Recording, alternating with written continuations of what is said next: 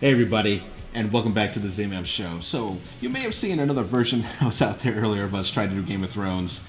We had a little bit of issues with the live version, but we're back here with a local recording. I'm going to load this manually and get past half the bullshit. I want to welcome our guest, co-host, Dustin Shelton. Take three? Is this take three, technically? Or 80? I don't know. 80 something. I don't know. Really lost count. Hi, everyone. So, sorry, just turn that volume down. Okay, so guys, we had quite an episode going on tonight. So we are at Season 8, Episode 1. And Dustin, I think we can fully agree it was the episode we expected, right? Yeah, I think it met expectations. It was definitely a kind of a setup episode, getting people from where they ended in Season 7 to where they were kind of headed. So just kind of putting the pieces in place for what's to come. So yeah, it definitely met expectations, and it kind of did that. And it gave us a good feel for where everyone's at. Absolutely. And with that said, we start straight in with Daenerys and Jon riding in like the knight and queen in shining armor, and except without the armor. But it was kind of neat seeing the little boy run around, right? Yeah, it definitely kind of reflected back to Season 1, Episode 1 with Bran kind of climbing around Winterfell, trying to get a glimpse of King and Queen coming in with their army. You could definitely see how that was relating back, and kind of a call back to that episode, which was cool. And I do agree. We got to see a little bit more of the scope of Winterfell. I've always had a hard time understanding how big the keep is. Yeah, like the scale. Yeah, absolutely. And we had a few more aerials tonight due to some fun dragon flying, which we'll talk to in a little bit. But with that said, yeah, so they're going in. So they're going in full force with Dothraki. They have the Unsullied fully lined up. All the Northerners are looking at them like, who the hell are you guys? Exactly, yep. and really, in a serious, who the hell are you guys? Because they see him as a foreign, almost invader. Right. But again, that just goes back to the ignorance of really understanding the true threat. Yeah, right? Understanding the weight of the situation and what's at stake and what's coming. And I think we saw that progress throughout the episode, but you can definitely see the hesitation of the Northerners accepting this kind of foreign assistance, if you will. Right. They have to earn their trust, but at the same time, you don't have a choice. No.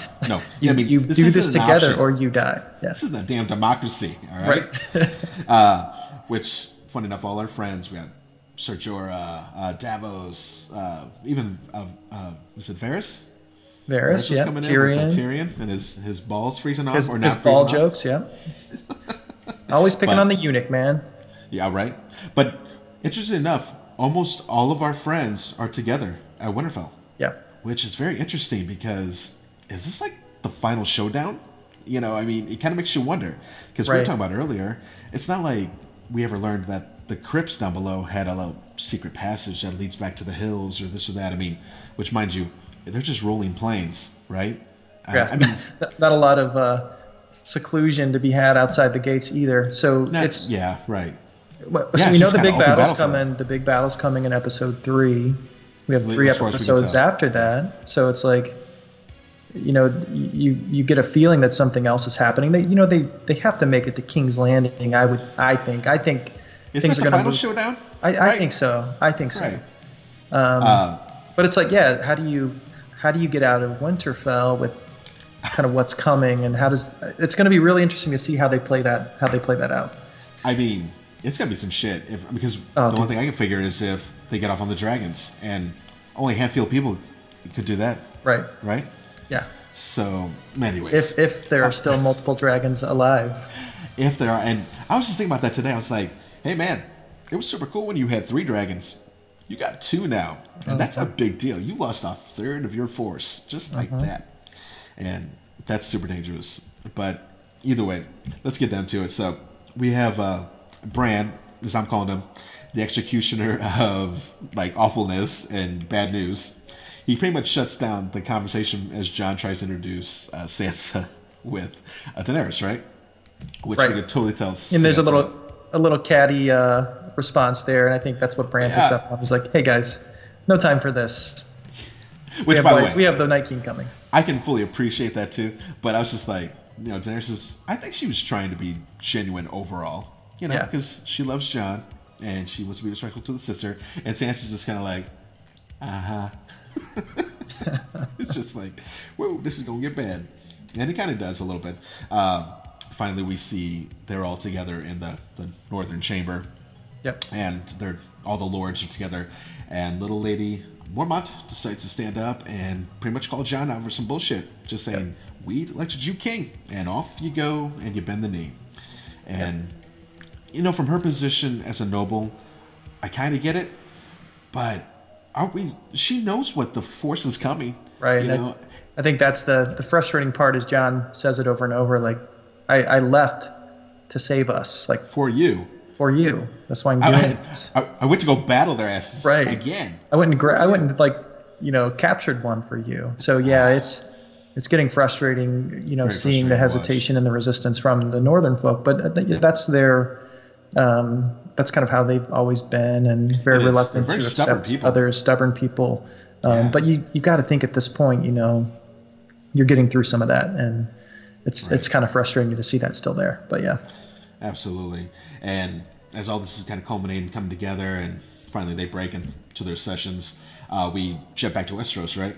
Mm-hmm. And we see that, and I forget, what's the Maester's name that Cersei used? Typer? Qyburn, yeah. So Qyburn. Back at King's Landing, So he comes and announces that the dead have broken through and they're marching south. And Cersei's like, cool beans. Good. We're good out. Yeah. And we see Euron Greyjoy's ships in the background, and they are having who with them? They have the Golden Company, 20,000 strong with 2,000? About 2,000 horses. Hey, and any elephants? No elephants. No. Zero. Oh, okay. Zero elephants. To Cersei's dismay, yeah. You sure? Yeah, I'm pretty sure. Yeah, she really wanted those elephants, but. It was interesting how they kept playing off that, right? I know. Yeah, I was kind of surprised that they mentioned it multiple times.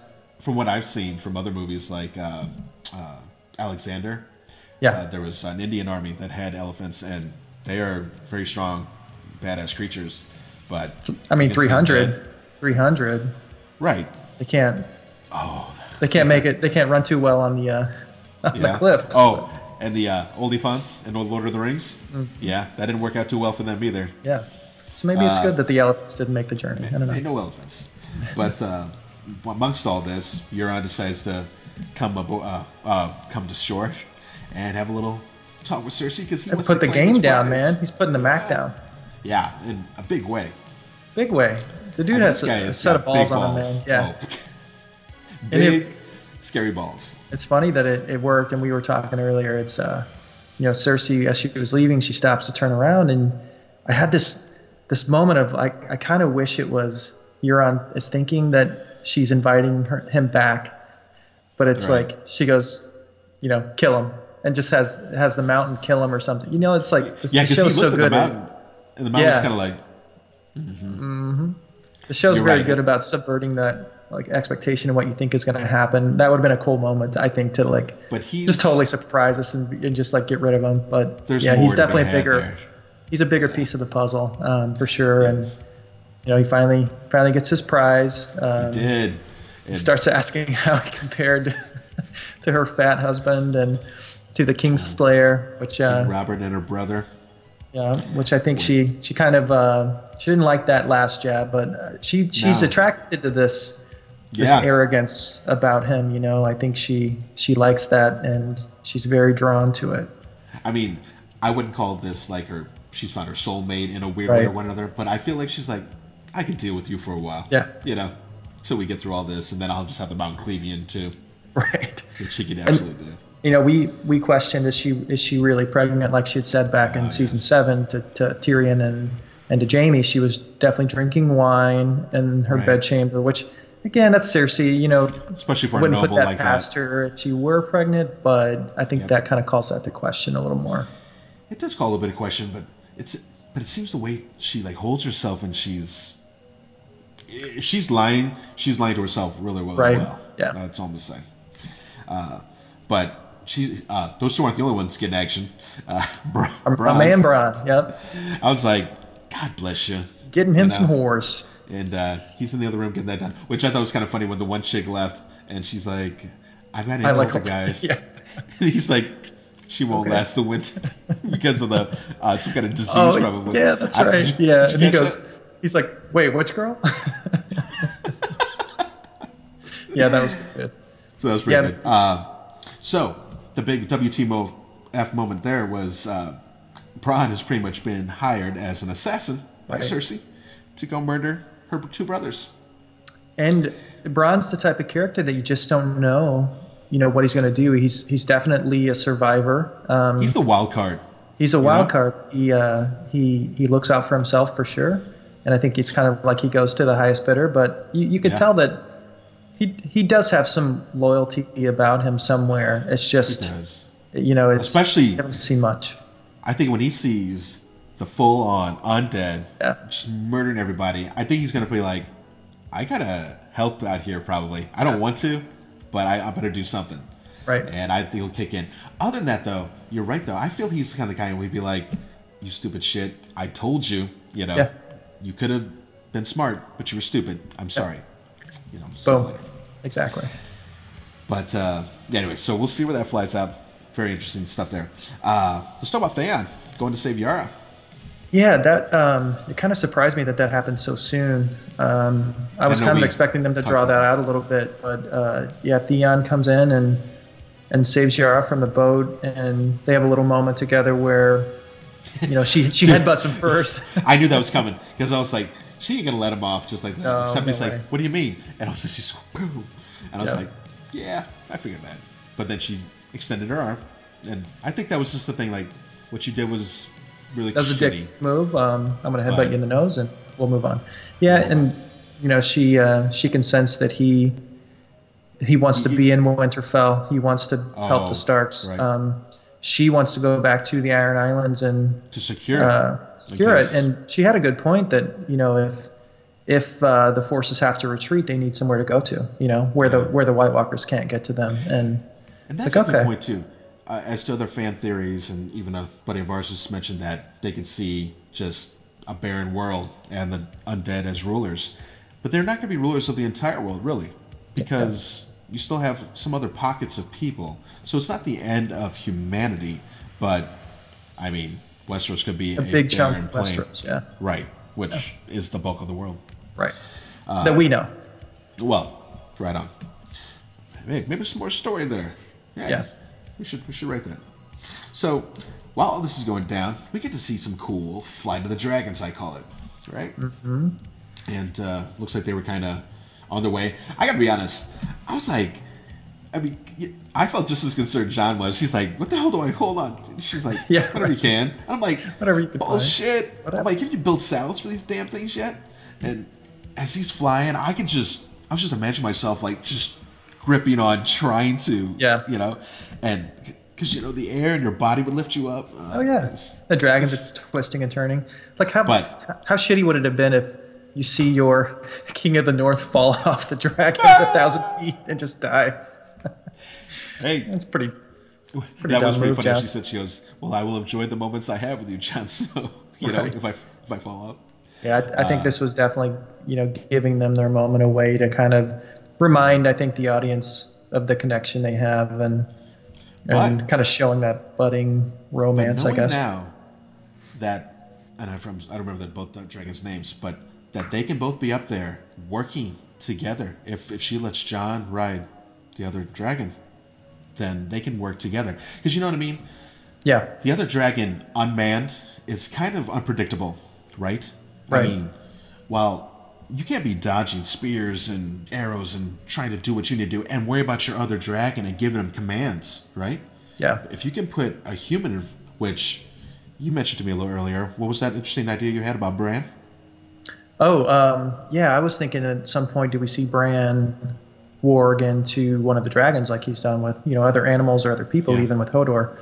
He definitely has that type of power, which would that'd be interesting. Yeah.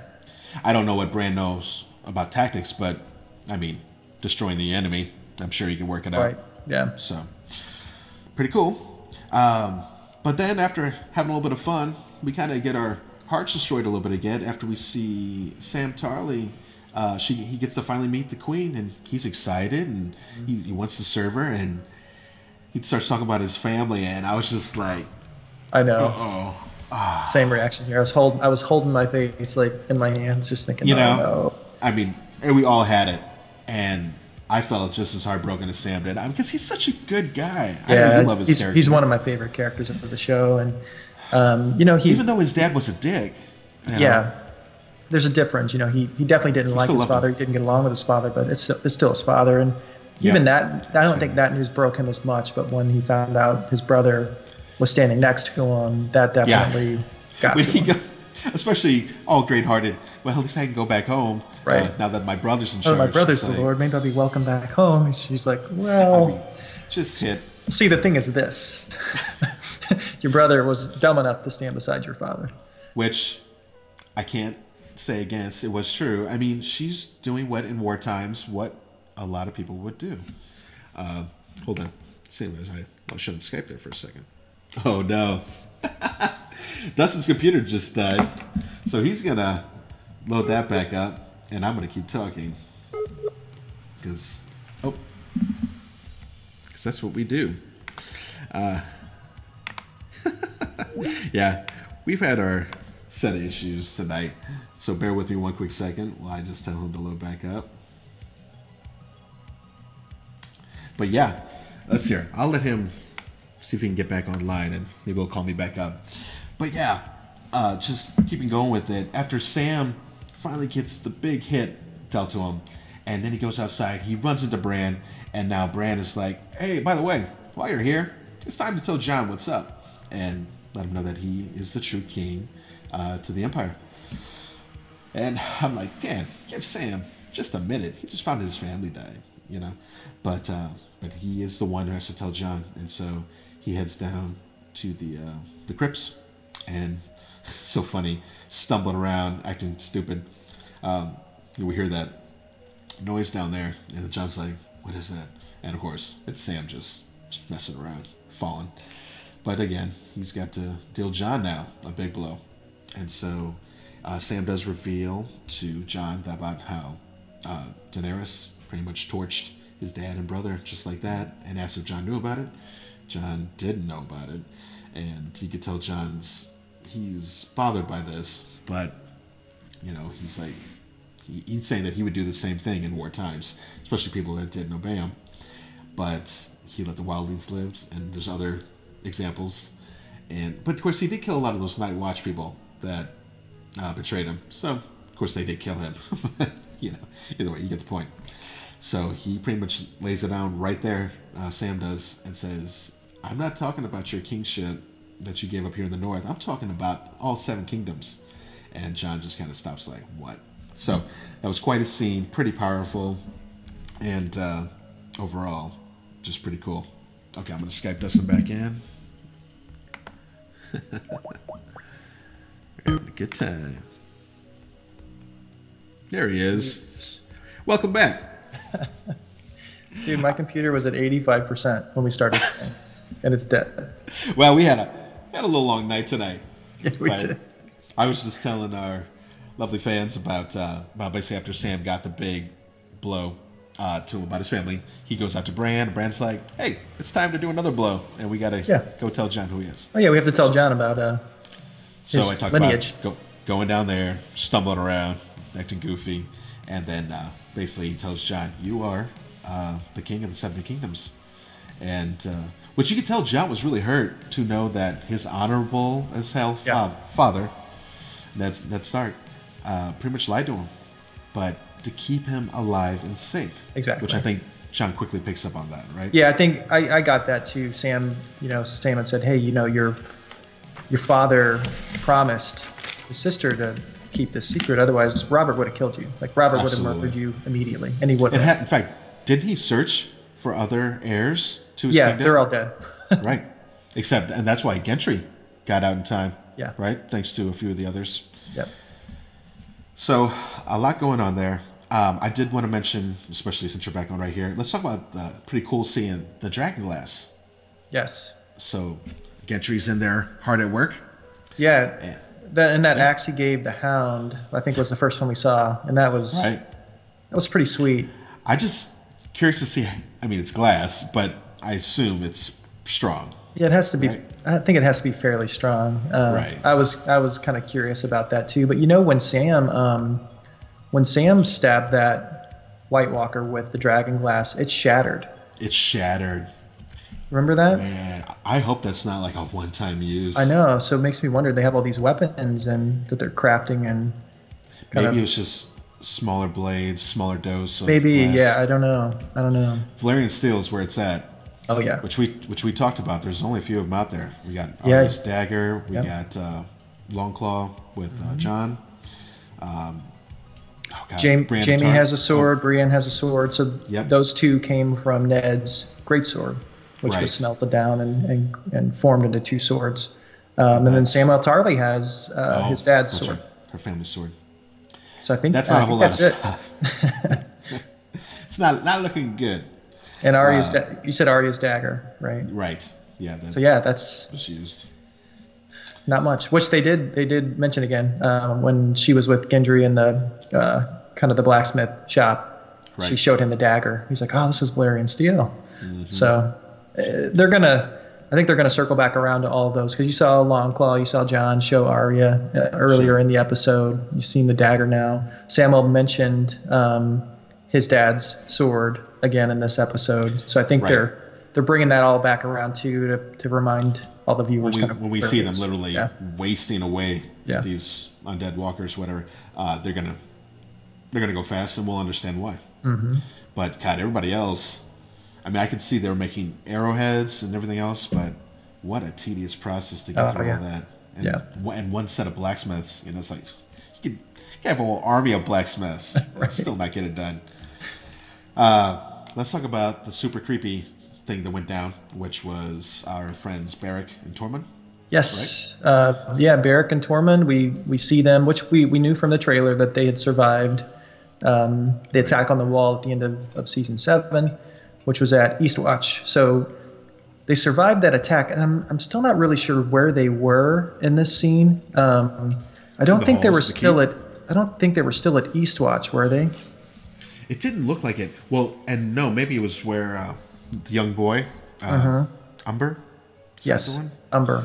Maybe it was one of the keeps where his people were. Yep. Because probably earlier they sent him with a bunch of wagons to go get his people and get him back. Sansa did that, right? Yes. And that's who we see. So we see the little boy Umber bolted to the wall. Bolted to the wall with limbs kind of scattered about in the making the symbol of the children. Yeah. Okay. So they run into a crew from Castle Black, right? Dolores Ed, who was leading Castle Black, and some of. It's kind of cool them grouping them up. Yep, some of those guys. So and dude, I'm sitting there watching. I'm like, man, it's kind of surprised the Night King didn't bring this kid back to life, and all of a sudden I'm like, I had tunnel vision because all of a sudden I'm looking and I see these blue little specks, and I'm like, I look to the side. Yeah, and my wife's like, what the hell? Yeah, my wife closed her eyes, covered her face. Luckily, you had Beric's flaming sword ready to go, and oh, dude, is he not on like point with that? Oh, dude, anytime. First, the guys came around the corner. Yeah, I mean, it's like lightsaber time. I know it does remind me a lot of Star Wars. Yeah. Right. So they took care of that little threat quickly, but I was kind of wondering in that scene, were we going to lose someone? Were they going to leave us with someone dying who we were kind of close to? So. Yeah, but I was like, please don't be Tormund. Not yet. No, that dude is so cool. But there's a lot of great characters, and it's going to be really rough seeing these guys get killed off and then probably brought back. So what they talked about, so then after that happened, the Castle Black crew, so they had some horses, they could double up, hopefully make it to Winterfell on horseback before the undead get there. If the horses make it, they said. So I think that's the plan. This crew is going to probably get to Winterfell, just before the White Walkers kind of ascended on them. So, yeah, Cersei's really not thinking this out because, okay, let's say the undead make it to Winterfell, which they will. Let's say they wipe out everybody at Winterfell, dragons too, Dothraki, everybody, all your enemies gone. What stops the undead from wiping out everything? Well, I think that's where, that's where she's flawed. She thinks that they can just fight each other and kill each other. Oh, just kill But me if totally. the White Walkers kill your enemies, it's not just eliminating them, it's bringing them back Yeah. and doubling their Yeah. forces, Yeah. basically. You're going to have twice the force. Exactly. Or time Twice and a the half. threat, yeah. So I think, I This think situation, it's the enemy of your enemy is your friend. And she's not taking advantage of that. I think she's a very stubborn person, obviously, and her motives are prioritized. Just for her needs and wants. Yeah. I think that's the big key is, you may get some of the Starks and some of your so-called enemies killed, but they're not dead. They're going to come back and still be fighting against you. So that's what's missing there. It's so bad. Well, overall, pretty good episode, right? Pretty good episode. Again, kind of what I expected. It set everything Safe. up well. Moving into I think a pretty action-packed second episode. We'll start to see some things go down. Not a full-scale battle yet at Winterfell, but we're definitely working our way there. There won't be many more lulls because we know there's 6 episodes. Right. We know the last 1, 2, 3 episodes will probably be more like hour 20, hour 30. Yeah. But so who didn't we see tonight? We didn't see the Red Woman, right? We didn't see. No, we didn't see Melisandre. Melisandre. Let's see here. But I mean, they pretty much they hit a lot of them. Hit on Brienne, we most didn't see a whole lot of. Didn't see a whole lot of Brienne. You're right. Let's see here. We forgot about our last little hooded addition to Winterfell at the very end. That's right. Which Jaime Lannister. Jaime comes into Winterfell, pulls his hood back, and who does he see first? Bran Stark. Bran just sitting there. And I know we mentioned already twice tonight, but in other streams. But basically, I was like, I wonder what are they gazing so hard about? I'm like, oh, I pushed you out of a window like 8 years ago. Yeah, I paralyzed you back in season 1. Oh, and then we tried to murder you again by sending an assassin. Yeah. Well. Sorry, bro. Hey, fist bump? Fist bump. Yeah, that was interesting. I had to explain to my wife again, the levity of that situation, because it was like he hasn't seen him since he pushed him out the window. Right. I don't think they've seen, because they were there in Winterfell still, but I don't think Cersei or Jaime went to see him. I think Cersei extended her thoughts to the family, but that Bran has super animosity against either. I think he's past it all. I mean, nothing's Thread Raven. He's just I think before he said he couldn't remember what had happened. Obviously, he knows now. He knows everything now. Oh yeah, you play it back. Yeah, he's not Bran anymore. He's the Three-Eyed Raven. So I think you even it's a see hard it. Concept. It is in his interactions with his family. He's very detached, right? Because he doesn't. He's just not that same person. So I think we'll see that in episode 2. It even goes toward his enemies, and this is a huge moment of his life where they took so much away from him. But I just don't think that matters to him anymore. Absolutely. It's not him. He's something else. So right on. It'll be interesting to see how that plays out, though. I do think that Jaime is obviously oh shit, but I just don't think Bran is gonna care. No, I mean at this point it's another body. It's another body to help. And he's a good fighter. It'd be a lot better if he had his other hand, but he'll work it out. Yep. I know we already gave our numbers once before tonight, but overall, out of 10, what you got? 7 out of 10 for me. Again, kind of met expectations. It was a safe episode. It was setting things up, and it did it well. Yep, and I'm pretty much the same way. 7-0 as well. Good episode, solid. Hope for a lot more action and exciting things to come. Yeah, I think episode 2 is really going to start to ratchet it up. So Absolutely. can't wait for next Sunday. So exciting. We might try the live thing again next week. We're going to do some more tests, make sure we're all set up. Hopefully there's no more echoes going on here, which I'll find out shortly here either way.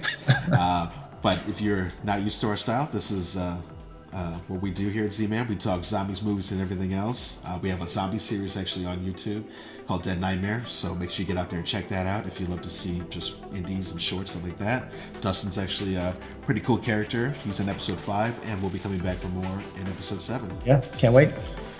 So, with that said, we're going to go ahead and close it down here, and hopefully we'll see you at the next review. Bye. See you guys.